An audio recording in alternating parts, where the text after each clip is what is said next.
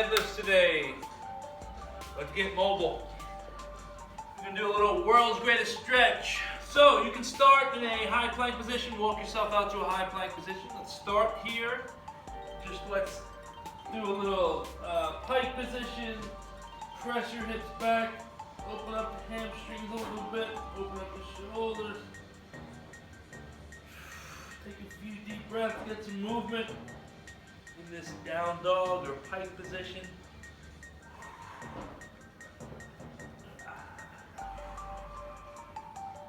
Really press your hands into the floor.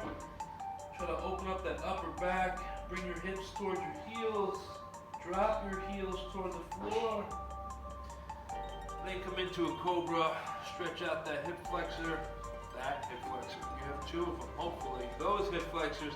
Squeeze your glutes, press your hips into the floor, lift up. Drop your head back.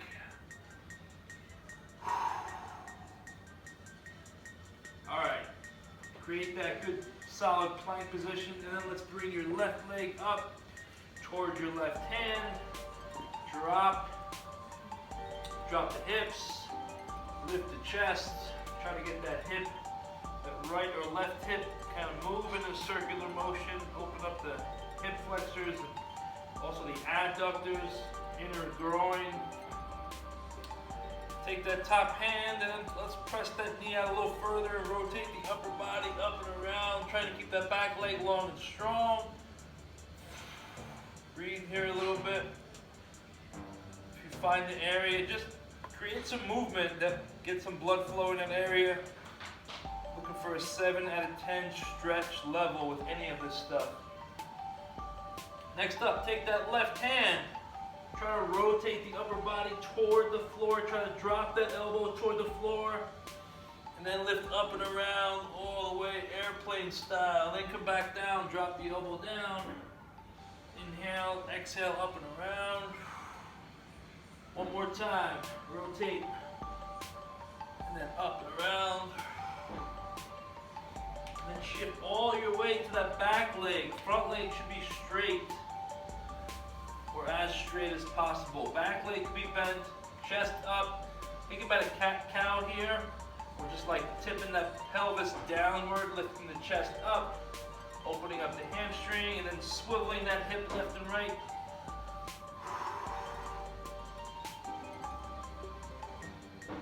And then bring your toes up off the ground. Say hello and good morning to your calves. Trying to keep that front leg straight, back leg is bent, toes up. Keep on moving those hips left and right. Great stretch. Bring the back leg up to the front. So now you have your hips square. Feet are together. We're close by.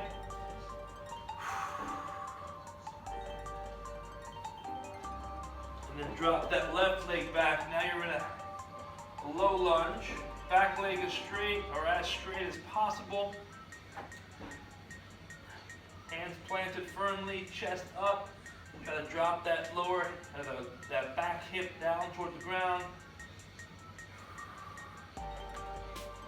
Right foot should be next to your right hand or as close as possible. And we're just doing a little hip movement on that right side now. Nice big circles. Take that right hand and press that right knee outward. Or hip, I should say. Don't forget that back leg. If you can, squeeze the left glute. Try to drop that hip toward the floor. Press that knee, right knee outward. Yeah, and bring that right hand down. Elbow, try to touch the ground. Rotate upper body. And then exhale up and around. Let's do 2 more. I like 3s. Inhale on the way down. Try to drop that elbow down. Then lift up and around. Last one. Inhale on the way down. Exhale on the way up. And then shift all your weight to that back leg now. Front leg is straight, or as straight as possible. And you're swiveling those hips left and right.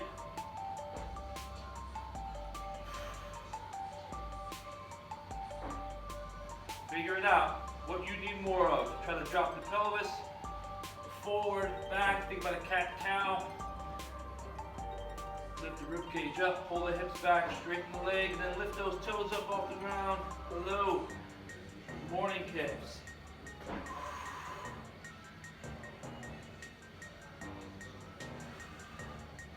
Then bring that back leg up, square your hips up. Stay hunched over for a second, grab your elbows, give yourself a nice big hug. Let your head hang heavy. Rotate your shoulders left and right. And then roll up to a standing position. One vertebrae at a time. Woo! That feels good. All right, warm up. Here we go. 5 rounds. 4 exercises. 1, first up, leg raise. Flat on your back. Hands at your side or close to your hips. Big exhale up. Try to keep those legs straight. And then poke up the lower body toward the ceiling. Get that lower abdominal region fired up. Okay, we're doing 10 reps. Next up, alternating reverse lunge. Simple stuff.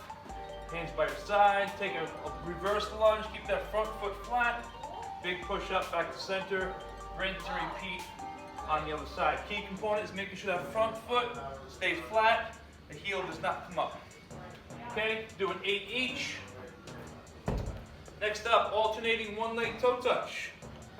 For the glutes, some hip stability as well. Also balance. We're going to take a balanced position here. This leg is doing the work. Think about a deadlift. We're doing deadlifts today. Think about hinging over at the waist. Okay, if you can, touch your toes. Awesome. If not, just think about hinging and then coming up to that balanced position. Okay, do one side at a time. 8 each. Rinse and repeat on the other side. Okay, and last up, get the whole upper shoulders fired up because we are doing deadlifts. We're doing band pull aparts. Let's do 10 of these. Okay, think about really opening up your chest and getting the upper back fired up. All right, guys, work period, sort of. We're doing a primer before the work period. What that primer is, it's going to be a progressive overload. You're going to discover if you have the ability to at home, you have to play with weights here, but you're going to work toward a 2 rep max or something close. Folks at home, if you don't have that much equipment to work off of, you can slow your reps down and that'll increase your time under tension and give you not the same effect, but a different effect in the same kind of wheelhouse, in the same concept of power and strength. So we're going to do basically 5 sets. It's going to be a couple minutes of work to work into a 2 rep max, and then we're going to use that weight for your work period, or a weight close to that. And we're going to do some speed stuff. So we're going to work on some strength and we're going to work on some speed as part of like a 2-part work period. But I just want to go over a couple of things from the deadlift standpoint first. A couple different deadlifts you can do. Sumo stance, which is obviously exaggerated stance. Hips are back, back is flat, right? What I mean by hips are back, you're pinching from the crease of your hips, folding over at your waist. And what I mean by back flat is you're thinking about rotating your shoulders no matter what you're holding, whether it be a kettlebell, 2 dumbbells, or a barbell. You're thinking about rotating your shoulders back to activate the lats, which will help increase tension, but also help you keep your core nice and tight as you lift the weight off the ground. Okay, so simple stuff here. This is the sumo stance, obviously. Regular conventional would be feet a little bit closer together, more under your hips, but the same rules apply, right? Still rotating back here, keeping that bar close to your body and all the way up. No matter what you're using, even if you're using 2 kettlebells, same rules apply. Those are the 2 options I'd like you to choose from, either sumo or conventional for your primer, okay? Now, folks at home, if you're going to use progressive overload, right? Folks at home, you can slow your reps down. So as we do, like say we do a 10 rep, you'd be more like a 3 seconds on the way down, 3 seconds on the way up. As you start heading toward, if you're doing progressive overload looking to get toward a 2 rep max, you guys would slow your reps down and then come up quick.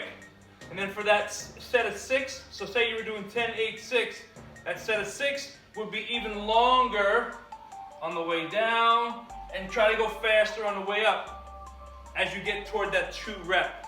Does that make any kind of sense? Slow your reps down will help increase tension. You're going to use progressive overload, okay, for that primer period, and try to find a 2 rep max.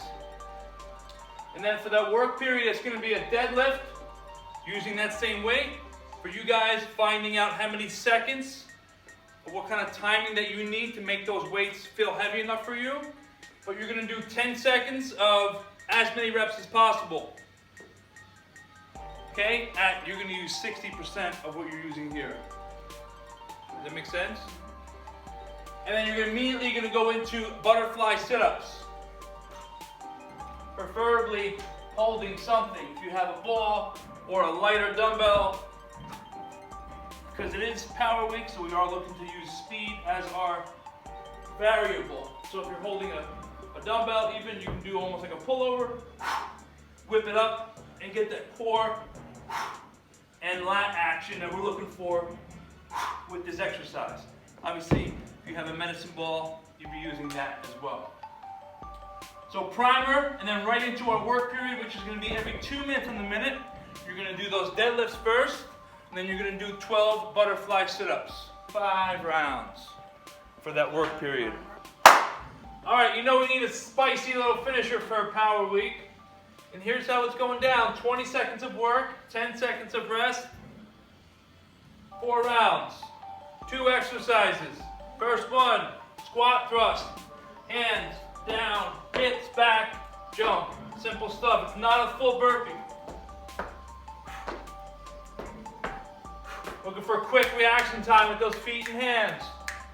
Okay, 20 seconds, then rest for 10. But your rest is actually you just getting into the next position, which is straight leg sit-ups. Flatten your back, big exhale on the way up, reach, touch your toes, boom. Boom. 20 seconds. And then rest for 10, but not really, because you gotta get up and get back into your starting position. 4 rounds, 2 easy exercises. Let's go.